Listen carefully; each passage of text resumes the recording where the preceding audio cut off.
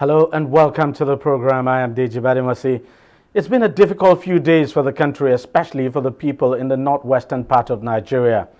Nigerians were actually thrown into dejection when news broke out on Monday about an attack on an Abuja-Kaduna train with over 300 passengers.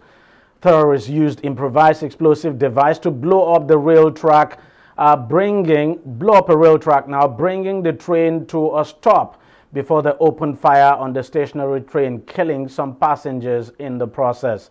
The terrorists then proceeded actually to kidnap a number of the passengers.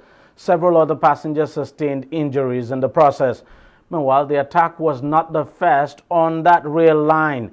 There was an attack in October 2021, and there had been warnings about potential attacks since 2019. But while it appears the government dragged its feet about improving security around the corridor, the outlawed groups swarming around the axis became more daring and decided to launch the recent attack. Now, the Minister of Transportation, Rotimi Amechi, has said after last year's attack, he put in a request for digital surveillance equipment to monitor every train moving on tracks. But the request got bogged down by bureaucracy, and of course, the funds have still not been released for the purchase of the equipment. And of course, then we had this. He said what the ministry requested back then was about 3 billion naira, adding that the cost incurred as a result of this attack is far more than they had asked for. Just a day before the attack, the terrorists had attacked the vicinity of Kaduna Airport, killing one person before soldiers quickly responded, repelling them. Now, it appears as more people avoided the Abuja-Kaduna expressway, which has always been a haven for kidnappers, and opted to travel by air or by rail, the terrorists starved of ransom money, and they were obviously starved of ransom money now, and so they decided to launch these attacks. And, well, quite worrying. We don't know if this would actually be the last. But what is quite surprising in all of this is that these criminal incidents are happening in a state of the country with heavy military facilities and installations. By every means, Kaduna State is now the epicenter of banditry, which have since, those bandits, of course, have since been designated as terrorists. Let's now discuss this further. I'm being joined on the program right now by Dennis Macrae, who is a former director in the Nigerian Secret Service known as Department of State Services, DSS. It's actually the equivalent of the American FBI. He joins us from New York. Mr. Macrae, thank you very much for joining us on the program. It appears this was an attack waiting to happen, obviously, because after last year's attack, nothing happened. We did nothing, and as the minister has said, he put in a request for the purchase of surveillance equipment. That request got bogged down by bureaucracies, and then we have this. So this was an attack waiting to happen. Thank you, Deji. Yes, this was an attack waiting to happen. And in fact, I feel, my condolences to those families that have lost somebody.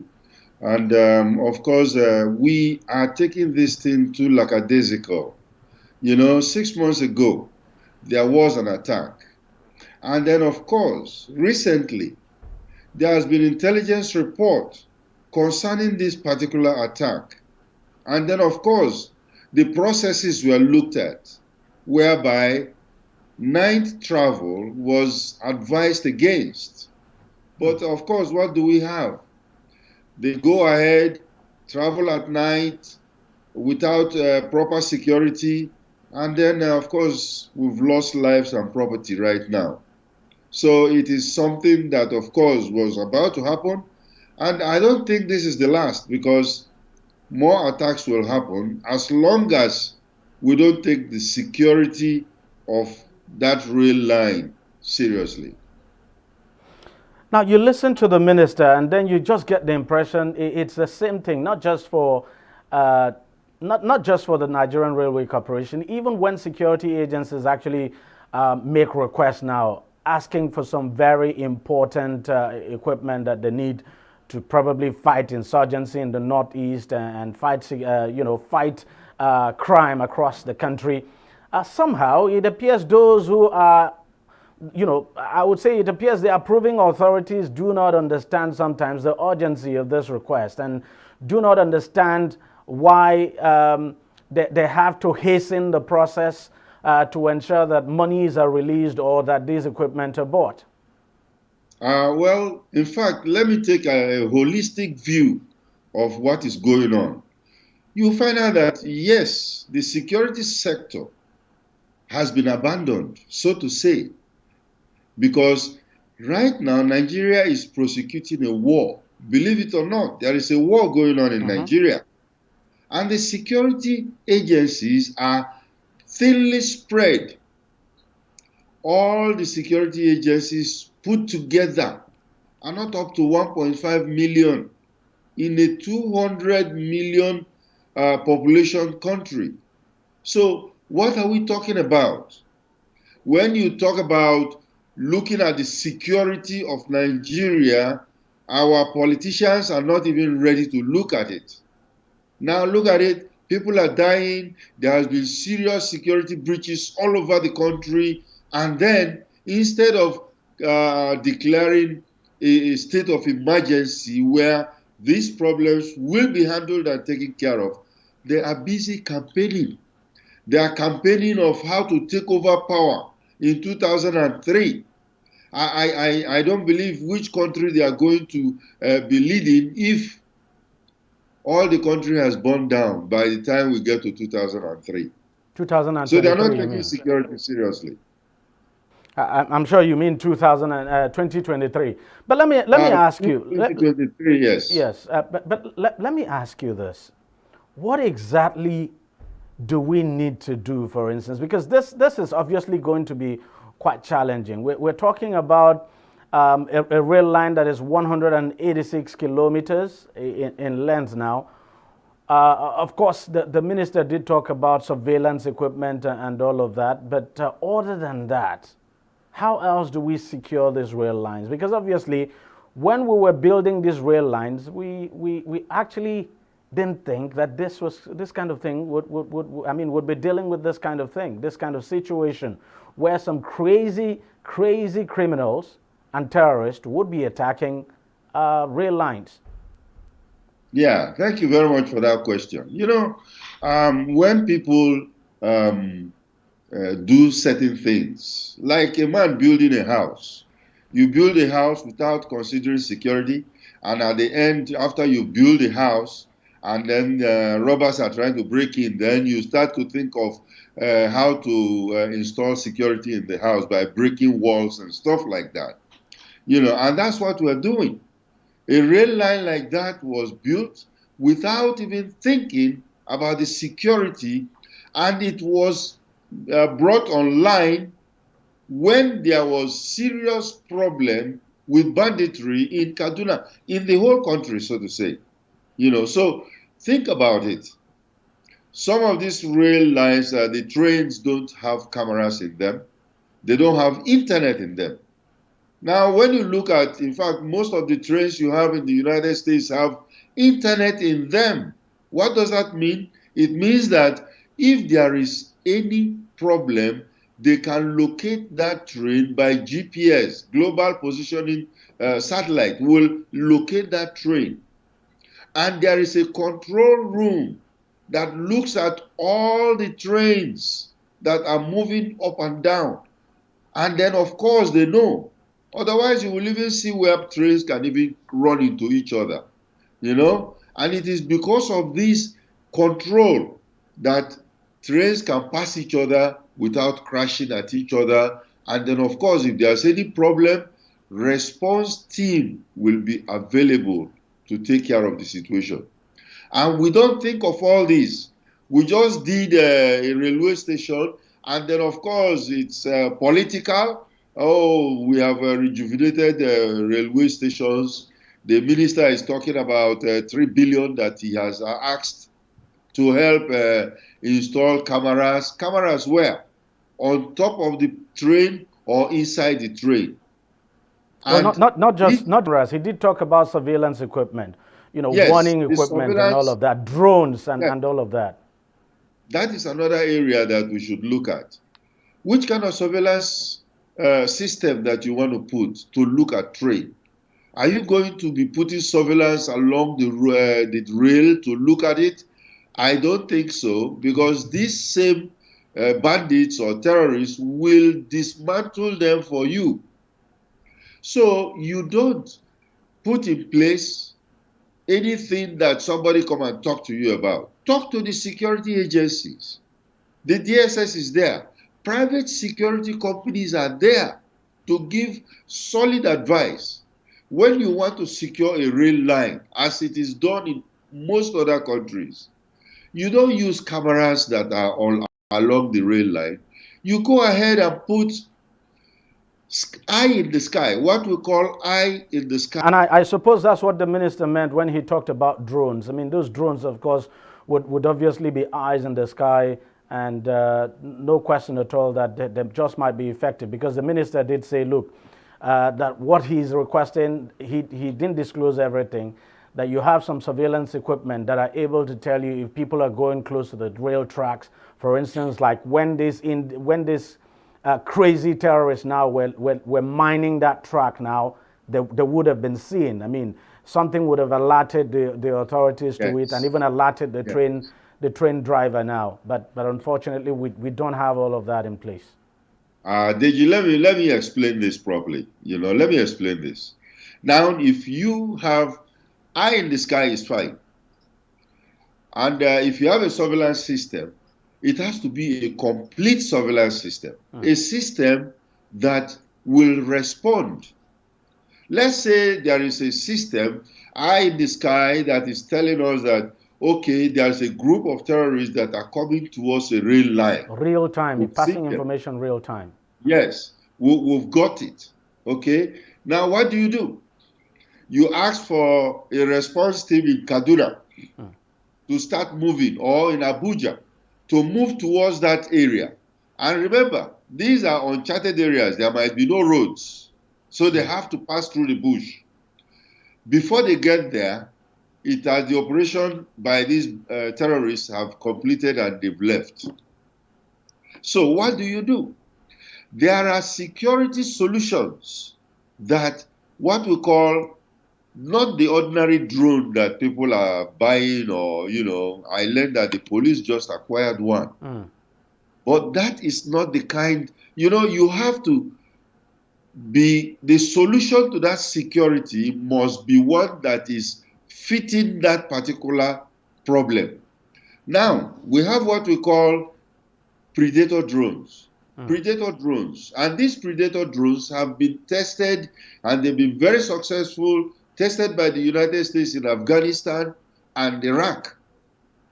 These drones are not just to see. When they get down there and they see a set of people that they suspect, they will fire them. These drones are armed. That's why they call them predator drones. Not these other drones that are just, people can use, photographers can use, or event managers can use to look at a stadium or something like that. No. These are predator drones that are used military grade. And these are things we can use. And not that we cannot get them. We are friends with the United States.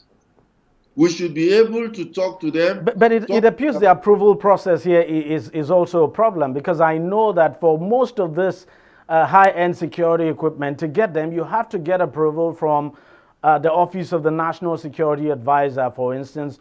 We heard here in this country where some time ago the governor of Niger State said the state actually wanted to procure drones, high-end drones, to help to use now in fighting banditry, but that getting the approval of the Office of the National Security Advisor is a challenge. And the truth is, we can't deny the fact that, look, we have serious problems of bureaucracy.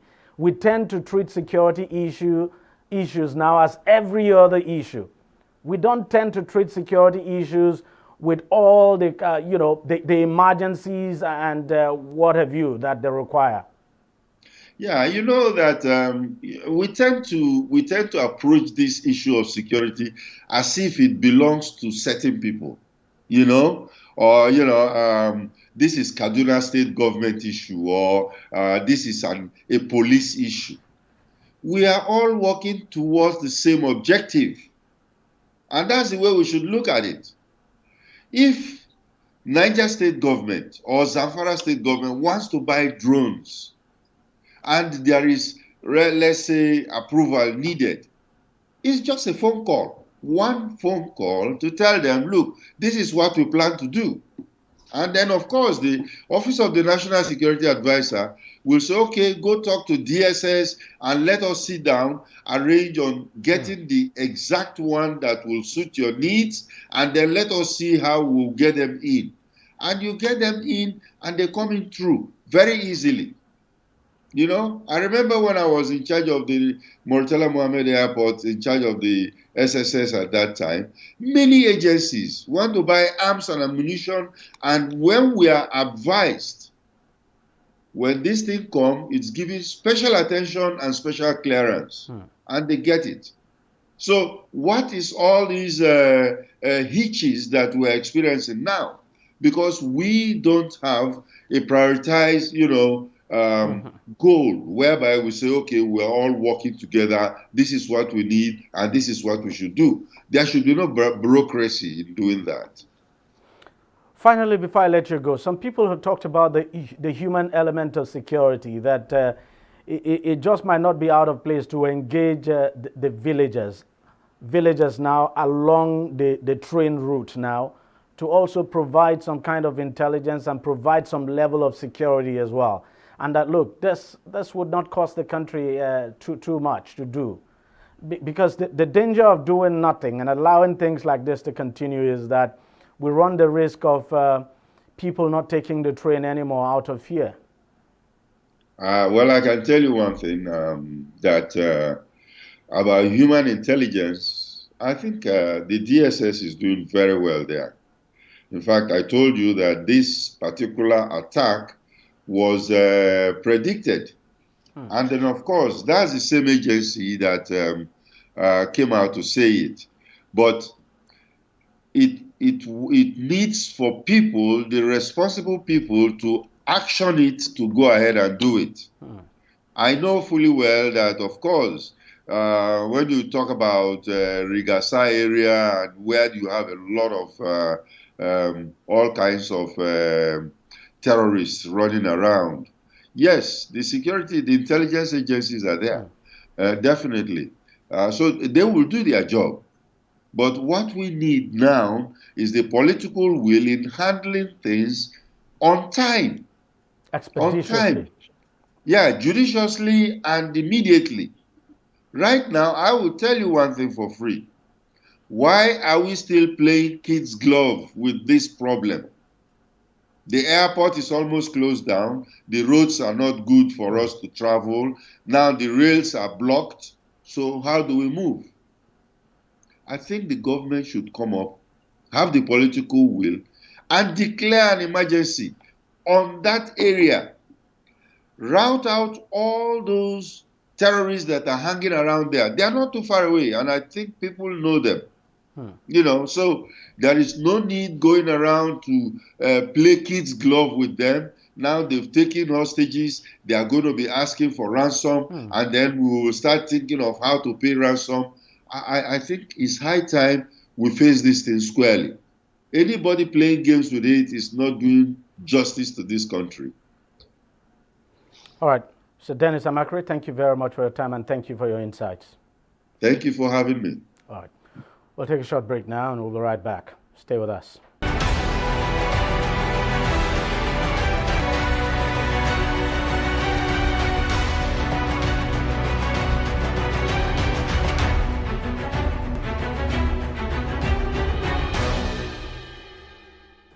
Welcome back. Let's now continue the conversation about the Abuja-Kaduna train attack, and now being joined on the program by security expert Richard Amuwa. Amuwa, thank you very much for joining us on the program. Let me start by asking you what you make of the recent attack on that Abuja-Kaduna train by terrorists. Oh yeah. I think it's barbaric, number one, and it shows this what those of us in security world have been saying that government is not prepared. This government is weak in fighting this terrorist attack. Because the sign is just there. El-Rufai, the governor of Kaduna, has said it all. No, that the army is refusing to take out the terrorists. It happened in the airport, and people were scared. Few days after the airport stuff, is the rain. So I think, like a lot of us have said again, can we say government does not have the what's it called again? The political will, to stop what is going on in Nigeria right now. Now, we have the Super Tucanos and other resources to fight banditry and terrorism. Now, do the service chiefs exactly need a marching order from the president to do their job? Not really. They don't. They don't need a marching order. Do you know how many times the president have said what he said 2 days ago? How long will it continue to give a marching order? Why will, for example, I'm doing my job right now in the office and I'm waiting for my boss to tell me to do my job. It just shows what we're saying, that does this government have the willingness or the political will to bring this insurgency down?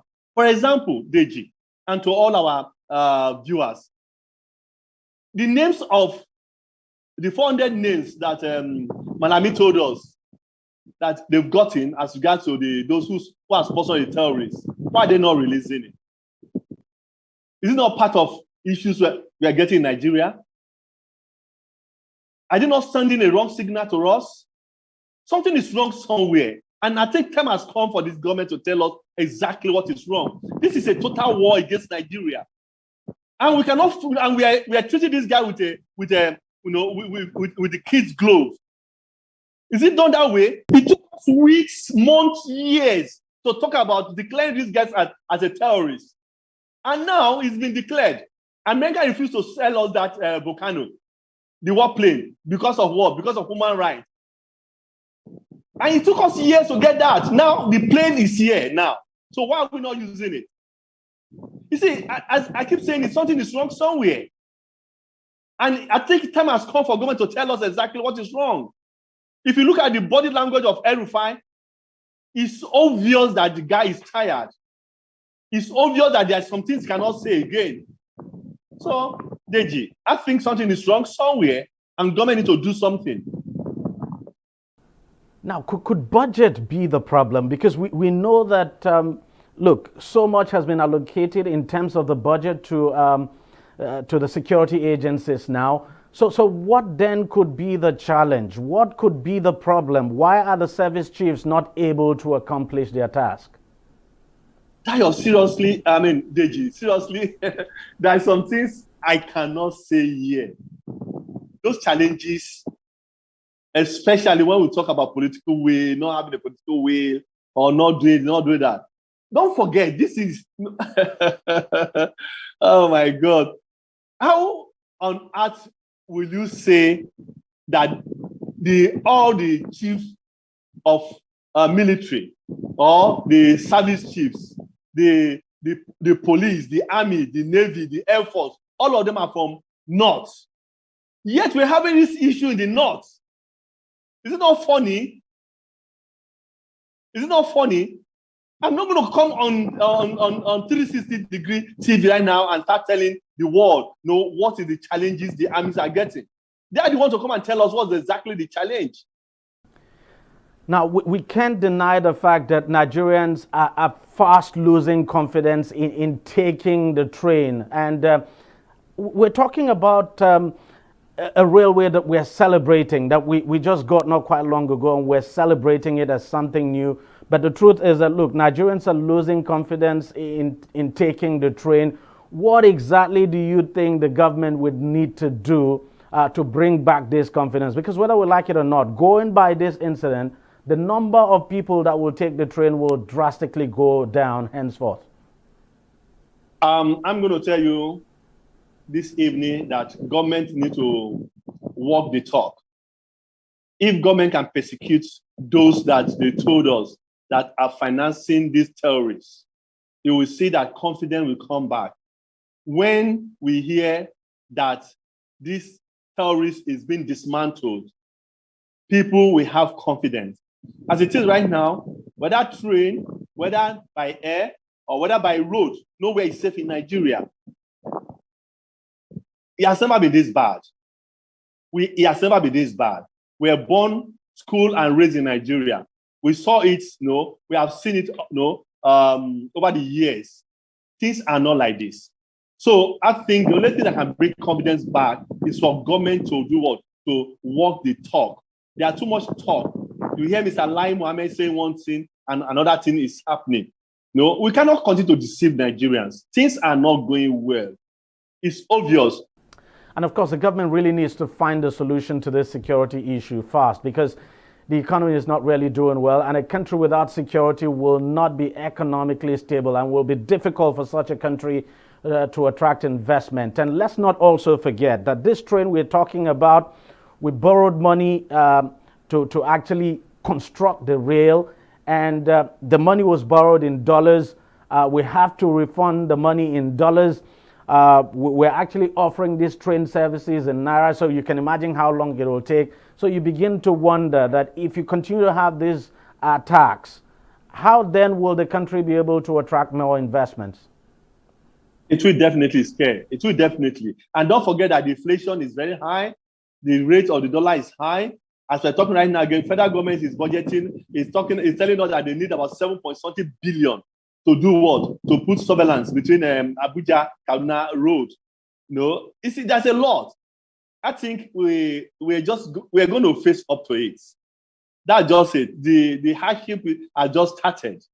And any country or there's no part of the world that goes through what we're going through right now that really have peace of the mind. Look at, don't forget Iraq so quickly. Don't forget Afghanistan so quickly, and so many countries that have been in this kind of situation and what they are going through. So I think, like I said it earlier again, our leaders need to sit up and do what is right. Election year is around the corner. If our vote really counts, I think we need to start thinking, who is that man who can do this job for us? Because any country that doesn't have a security, the investment will not come. It will not come. Just a few days ago, we heard what happened around Dangote stuff. Those are the things you are afraid of. Those are the things you begin to wonder. Are we going to spend the entire budget on security? So that's just my fear. I absolutely agree with you. Richard Amoa, security expert, thank you very much for joining us on the program. Well, that's how much we can take on the program this week. We thank you very much for watching. I'll see you again next week. Bye-bye.